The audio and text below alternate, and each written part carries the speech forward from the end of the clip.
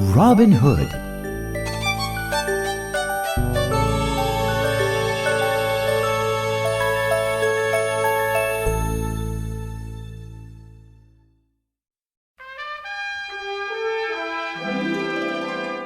Chapter 1. Rob becomes an outlaw.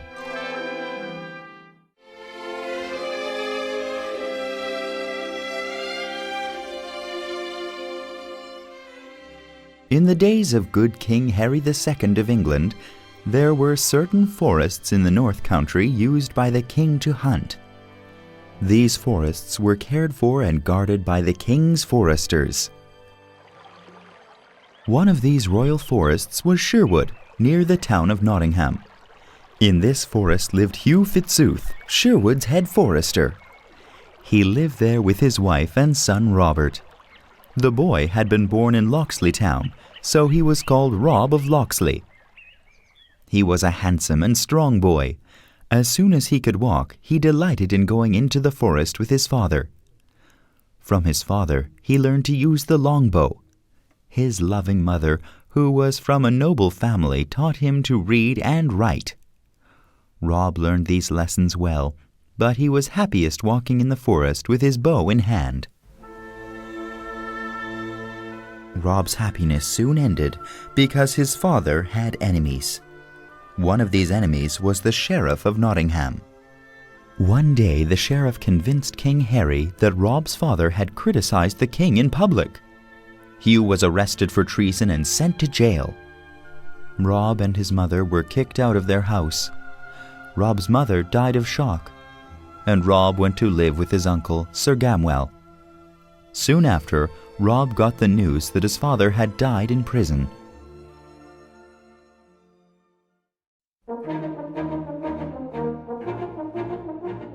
Sir Gamwell was a kind man who gladly took care of Rob.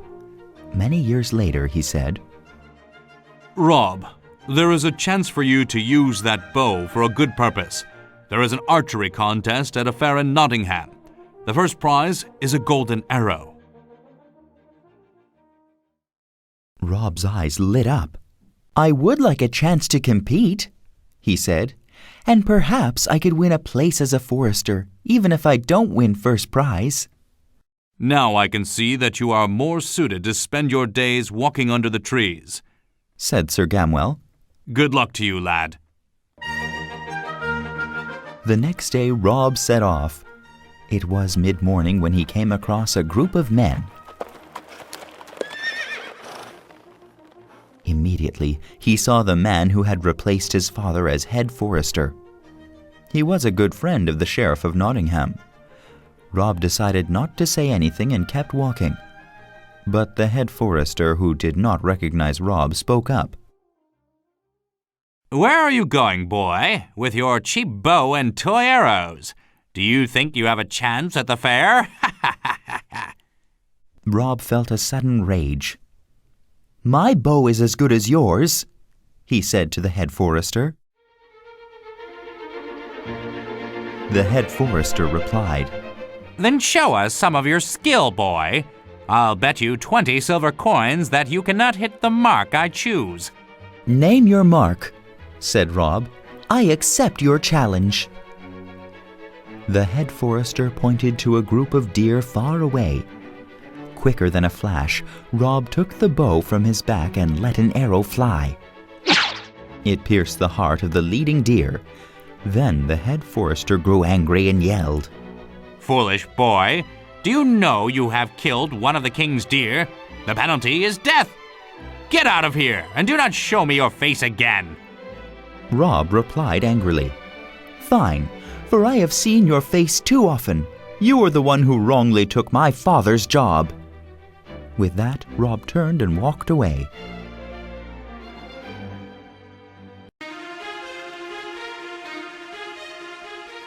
The head forester suddenly realized who Rob was and knew he was an enemy.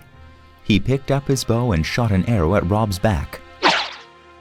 Rob heard the twang of the bow and escaped from it. Quickly, Rob sent an arrow back. The head forester fell forward, dead as he hit the ground. In that second, Rob disappeared into the forest. For several hours Rob ran, until, tired and hungry, he came to a small house. When he was younger, he had visited the kind widow who lived in this house. So this time he boldly opened the door and entered. The old widow was happy to see him and gave him some bread. Rob told her his story, and she sighed.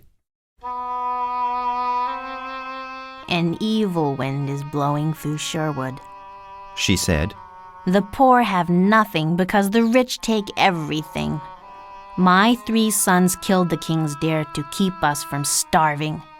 They are outlaws, and now they hide in the forest. They tell me that 40 men, all skilled archers, are hiding with them. Where are they? Cried Rob. I would like to join them. My boys will visit me tonight, said the old woman. Stay here and meet them if you want.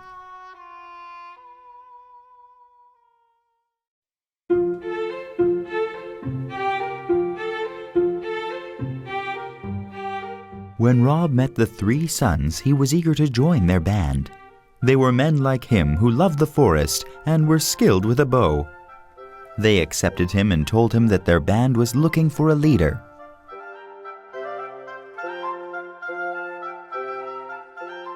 We are looking for someone who can use his head as well as his bow, said one. All of us are wanted by the sheriff, so if one of us wins the archery contest in Nottingham, he will be our leader. What a coincidence, said Rob, standing suddenly. I was on my way there before all this trouble started. I will disguise myself and win the prize. He spoke with such confidence and passion that the 3 sons were impressed. They wished him luck and told him they would serve him gladly if he was the winner. He must bring the golden arrow as proof.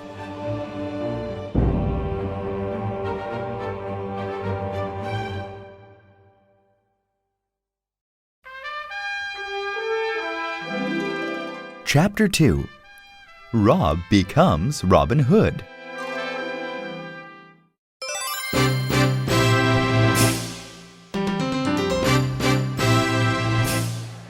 The next day a beggar entered the town of Nottingham. He wore an old cotton hood around his face.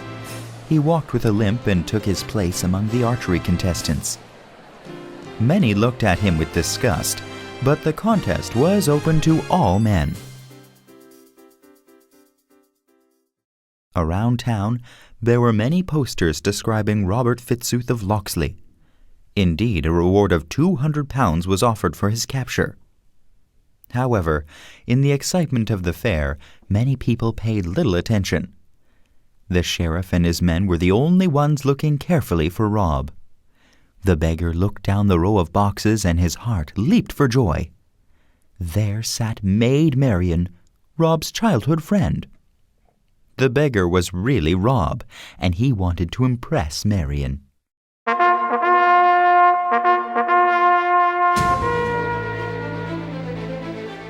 The contest was announced, and 26 archers gathered to shoot at a target 50 meters away.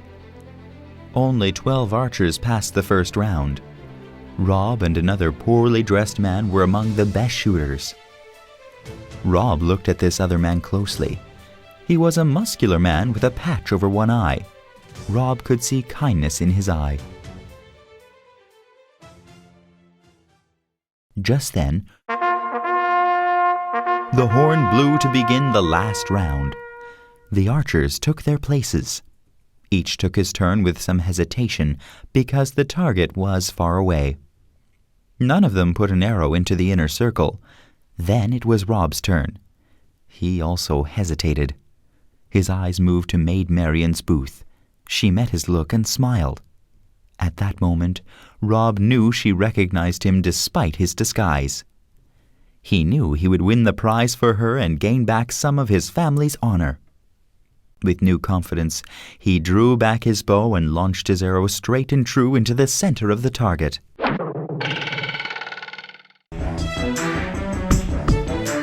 The last archer, the man with the eye patch, smiled and stepped up to the mark. With no hesitation, he drew his bow and shot his arrow. Straight and true it flew. but a small wind came up just then. The wind caused it to land just outside the center, right next to Rob's arrow. The man looked surprised when he saw the result. However, he was the first to congratulate Rob as the winner. Soon Rob was surrounded by the townspeople who cheered him. They led him to the sheriff's box where the sheriff greeted him. Without a word of thanks, Rob took the golden arrow and turned his back on the sheriff. He walked slowly over to Maid Marian. "Lady," he said, "please accept this prize." Thank you, Robin the Hood, said Marian. Her smile told Rob that she did indeed recognize him as her childhood friend.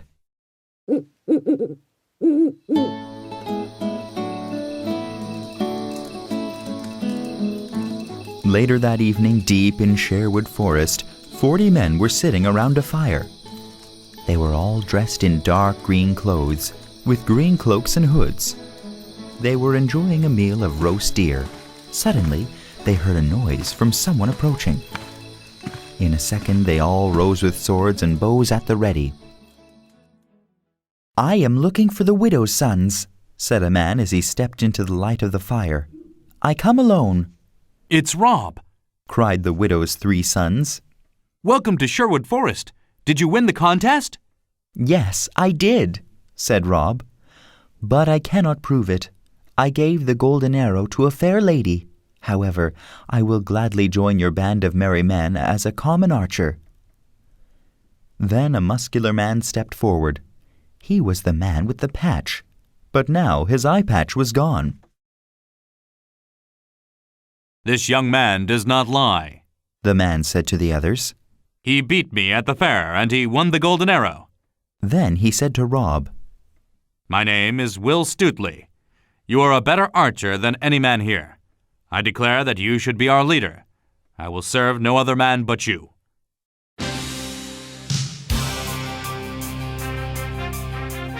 The other men gladly swore to follow Rob. They gave him clothes of green like their own. They also gave him a horn and told him that if he needed help, he should blow it 3 times.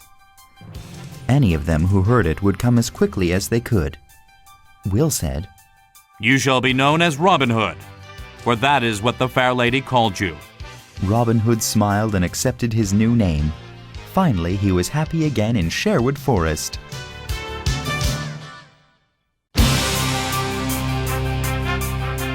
Chapter 3. Robin Hood meets Little John.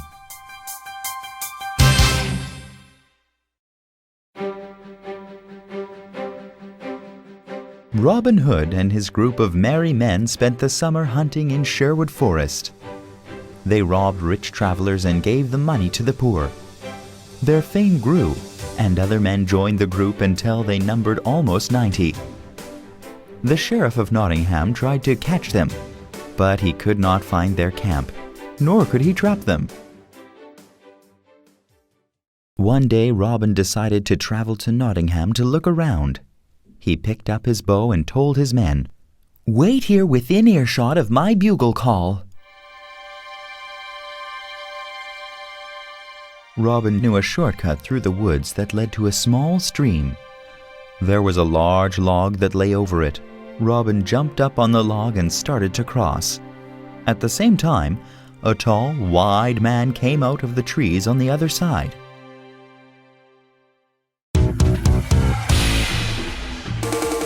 Robin was used to giving orders, so he quickly said, Make way, stranger, I will cross first.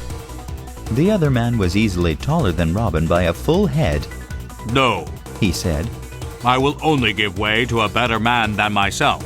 The stranger was armed only with a thick, long oak staff. Robin got very angry.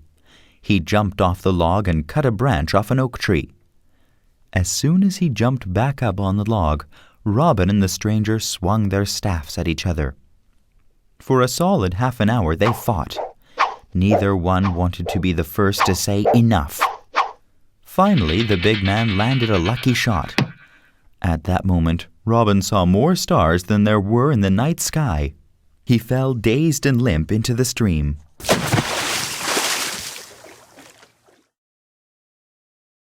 The stranger laughed and offered the end of his staff to Robin. Here, pull yourself out with this, he said. Robin grabbed the staff, and the stranger pulled him over to the bank of the stream. He rubbed his sore head and then blew 3 long, loud notes. Then 20 of Robin's merry men came out from the trees. Will Stutely said, Well now, what is this? Robin, you are soaking wet. This big fellow on the log put me in the stream with his staff, Robin replied. But our fight was a fair one, and I accept the defeat. You fight better than any man I have come against, said the stranger. I would like to know your name. Well, said Robin, my men and even the Sheriff of Nottingham call me Robin Hood. If that's so, then I am sorry I beat you, said the stranger. My name is John Little, and I came to Sherwood to join your merry men. I would be glad to have your staff fighting for me instead of against me, replied Robin. The men laughed at this, and Will had an idea. He loved a good joke, so he said, You must take a new name to join us. I suggest we call you Little John. Then the men laughed louder, and so did Little John. He was pleased to join the merry men. He proved himself to be such a strong and loyal fighter that he became Robin's second in command.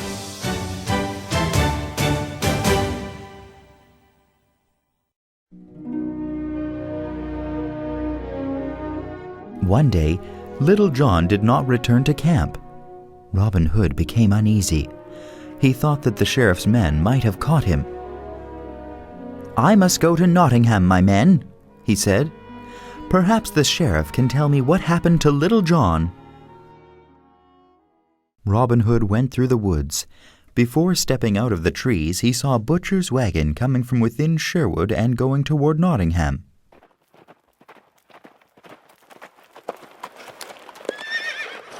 Good morning, friend, called out Robin Hood. I offer you a trade. How about if I give you 10 gold pieces for your horse, cart, and all your meat? Today, I want to be a butcher and sell meat in Nottingham. That would be a fair price, said the butcher. In fact, 10 gold pieces is too much. Then give me your clothes too, said Robin.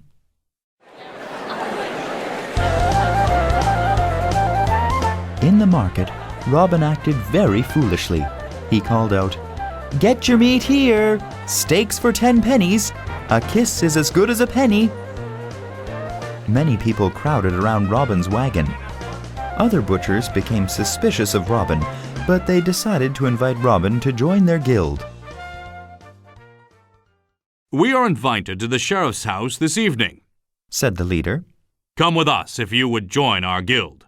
Robin gladly accepted, and that evening he went with the rest of the butchers to the sheriff's house. When they arrived, a couple of butchers whispered to the sheriff. This new butcher sold all his meat too cheaply, they said. Maybe he inherited a lot of money from his father and doesn't know what to do with it.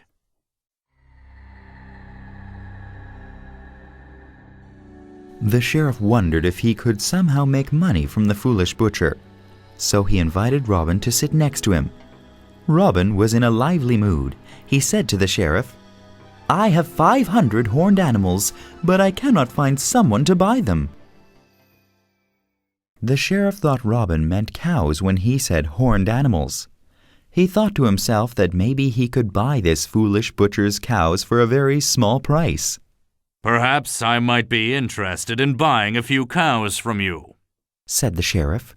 You could come by tomorrow and have a look at them, said Robin.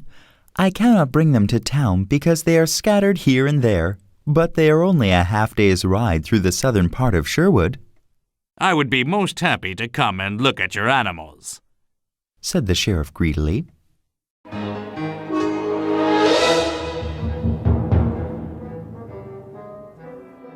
At that moment, Robin looked up and saw Little John coming into the room. He was wearing the uniform of one of the sheriff's men. For a second, Robin wondered if Little John was a traitor. Then he remembered that Little John was the most loyal man he had ever met. Little John also saw Robin.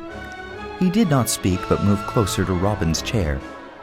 When the others were singing loudly, he leaned over and said, "Meet me in the kitchen at midnight." Robin nodded but did not speak. He pretended to sing along with the others. Soon the party ended, with many drunken butchers and the sheriff's men passed out in chairs and on the floor.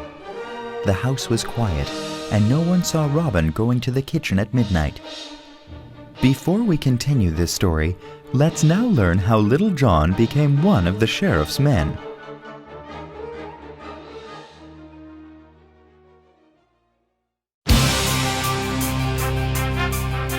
Chapter 4. The Sheriff is Robin's guest.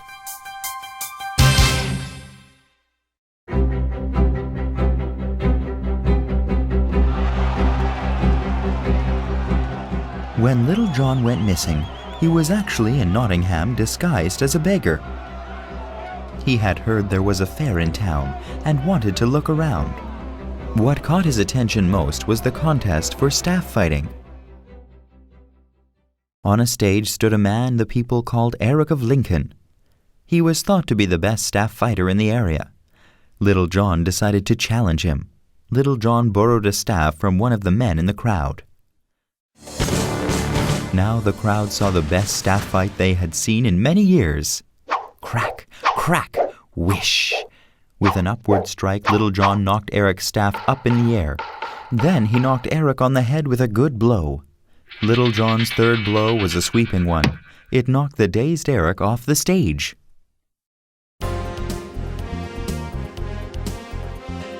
Little John climbed down from the stage. Many people crowded around him, patting him on the back.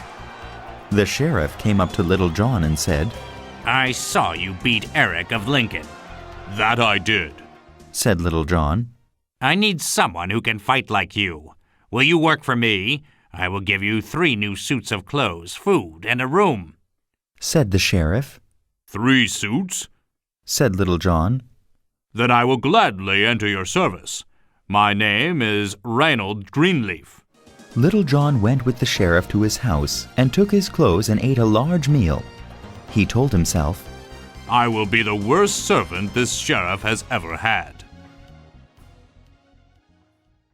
2 days passed. Little John did nothing but sleep most of the day and eat huge meals.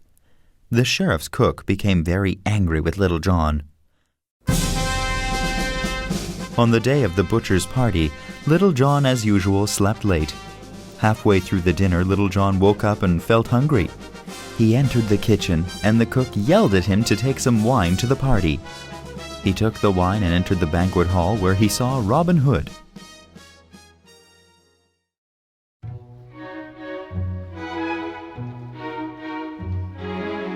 After the feast was over, Little John went back to the kitchen and then helped himself to a generous portion of meat, wine, and cheese. He had just sat down when the cook came into the kitchen. The 2 men watched each other carefully for a minute. Then they began fighting. To Little John's surprise, the cook was very good with a sword. For a full hour they fought. They made a mess in the kitchen. Finally, Little John said, "You are the best swordsman I have ever seen. What do you say if we take a little rest?" The cook agreed. After drinking some wine, both men grinned at each other. "And now, Reynold Greenleaf," said the cook. "let's finish our fight." "Right," said Little John. "But first tell me, why are we fighting?" "To see who is better with the sword," said the cook. "I must say, I thought I would beat you easily." "So did I," replied Little John. "Right now, I think my master and I would like to have you join us. You can use your blade better in his service than the sheriff's." "And who might your master be?" asked the cook. At that moment, one of the butchers entered the kitchen. "I am his master," said the butcher, "and my name is Robin Hood." The cook was amazed. Here was Robin Hood in the sheriff's house. "By God, you are a brave fellow," said the cook. I have heard many stories about you, and this proves you are a great outlaw. But who is this tall fellow who serves you?" "My name is Little John," said Reynold Greenleaf. "Well then, Little John, or Reynold Greenleaf, and you too, Robin Hood. I like you both. I would enter your service gladly," said the cook. "Welcome to the merry men," said Robin. "Now I must go back to my bed before my disguise is ruined. I will see you both in Sherwood tomorrow." When Robin left, Little John said, "We should leave the sheriff's house tonight. Let's take some food, wine, and the sheriff's silverware." "That's a good plan," said the cook. They filled up 2 large sacks. Then they went out of Nottingham and into Sherwood Forest.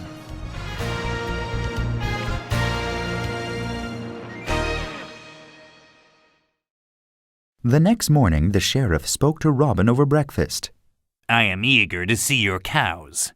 "Right," said Robin. "Let's be on our way." Robin and the sheriff left Nottingham. Robin was driving his butcher's wagon, and the sheriff was riding a horse. 8 of the sheriff's men were riding behind them. After riding for a couple of hours, they came to a wide meadow in the woods. On this meadow were 500 of the king's deer. Robin pulled his cart to a stop. "This is my herd," said Robin. "Are they not fat and beautiful?" The sheriff was confused. "Now, fellow," he said, "you had better explain yourself." In answer, Robin pulled his horn out from under his cloak. He blew 3 sharp blasts. In a second, 40 merry men stepped from the trees. One of the merry men came running up and grabbed the bridle of the sheriff's horse. "Hello, my former master," said Little John. "Reynold Greenleaf," said the sheriff. "What are you doing here?" "I've come to invite you to dinner tonight," said Little John. "My master Robin Hood would like you to join him." Little John looked at the butcher and smiled. "It's true," said Robin. "I am Robin Hood. You thought you would trick a foolish butcher out of his cows? Now you are the one who has been tricked. Tell your men to go back to their homes, or they will be shot full of arrows before they can draw their swords." The sheriff told his men to leave. As soon as they were gone, the merry men led the sheriff into the forest. Finally, they came into a large clearing under a huge tree. A large fire was burning, and over it were several pieces of juicy meat from the king's deer. The merry men treated the sheriff politely, as if he were an important guest. "Sit here on my cloak," said one to the sheriff. "We have prepared games and contests for your amusement." Never in all his life did the sheriff see such fine displays of archery, sword fighting, or staff fighting. After the contests, the merry men sang songs and told jokes while they ate dinner. It would have been a great experience for the sheriff, except for 3 things. First, he was a prisoner of his enemy. Second, he recognized his valued cook as he prepared dinner.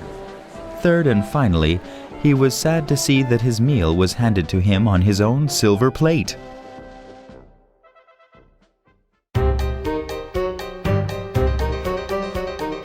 Sadly, the sheriff said to Robin, "No doubt you plan to kill me.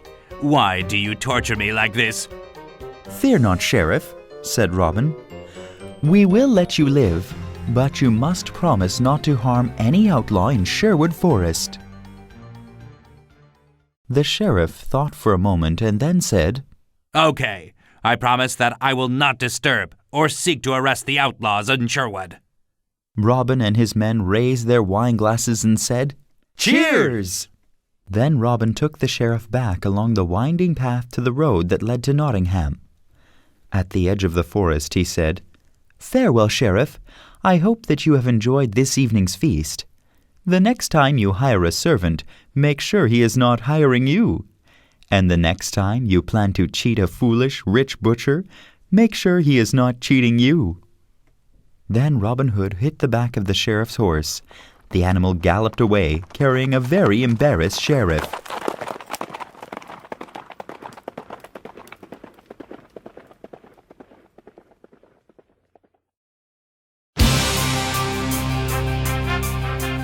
Chapter 5. Robin Hood Marries Marian.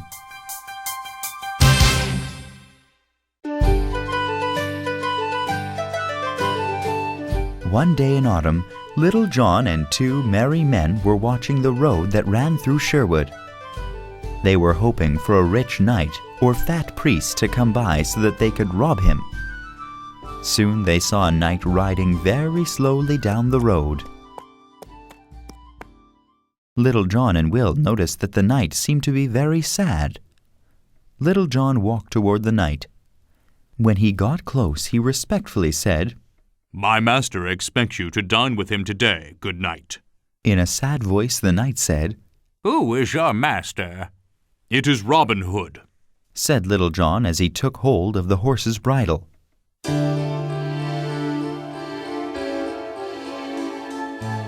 Seeing this, the knight shrugged carelessly. "It does not matter," he said. "Lead me to your master." When they arrived at their camp, Robin Hood jumped up. "Welcome, Sir Knight," he said. "We were just about to sit down for supper. Please join us." The knight slowly got off his horse. He took off his armor and helmet. As he did so, Robin suddenly recognized him. "Sir Richard of Ley, is that you?" asked Robin. He recognized the father of his childhood friend, Maid Marian. "Yes, that is my name," said the knight. "How do you know me?" "Sir, I am Rob of Locksley," said Robin. "As a boy, my cousin and I played with your daughter Marian." "Oh, yes," replied the knight. "You have grown. I would have never recognized you. It seems your fortune has grown, while mine has disappeared." "What troubles you, Sir Richard?" said Robin. "Please tell us your story over a good meal and wine."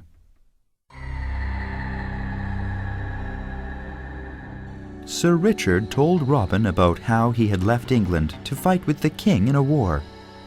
While he was gone, his only son grew up and became addicted to gambling. Soon he had gambled away most of the family's money. Once he could not pay his debt, another knight killed him.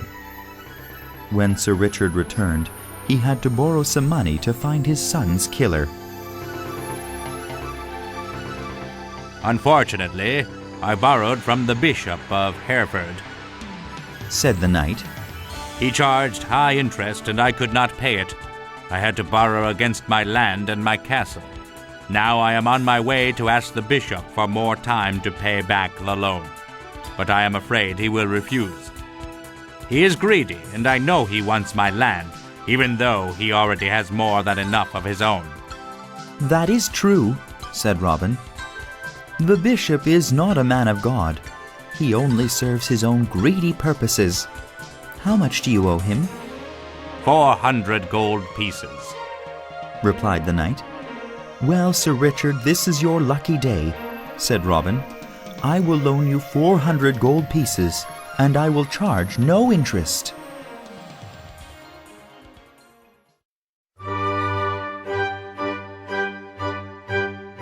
Sir Richard looked as if Robin had just saved his life. "How can you be so generous?"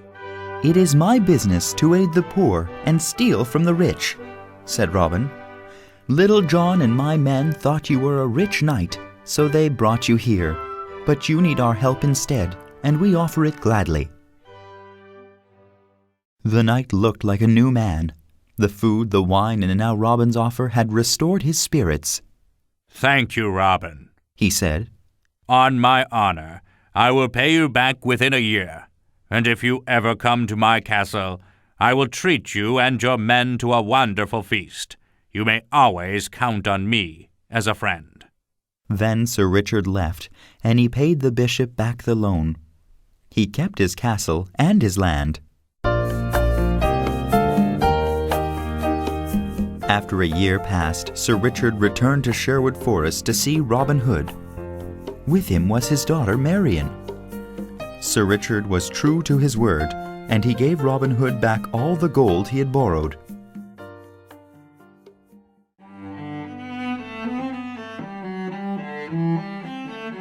Robin and Marian renewed their friendship. Marian had kept the golden arrow Robin won for her. It was her most valuable possession. They walked and hunted together under the trees of Sherwood.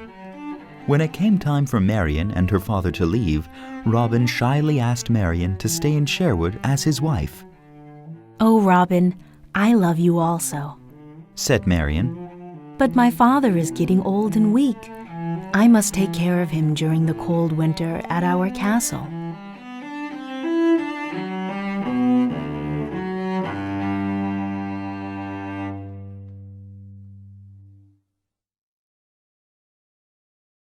"You and your father can spend the winters in the castle, and the warmer months with me and my merry men in Sherwood," Robin said. Marian agreed. The happy couple asked permission from Sir Richard to wed. At first he was unsure because Robin was an outlaw, but he relented. He could see how much they loved one another. At last, Robin felt as if much of his former life was restored. He had revenge on his enemy, the Sheriff of Nottingham. He was the master of Sherwood. And with Marian as his wife, he could start a new family. He and his merry men had many adventures. They became the most famous and well-liked, at least by the common people, outlaws in England.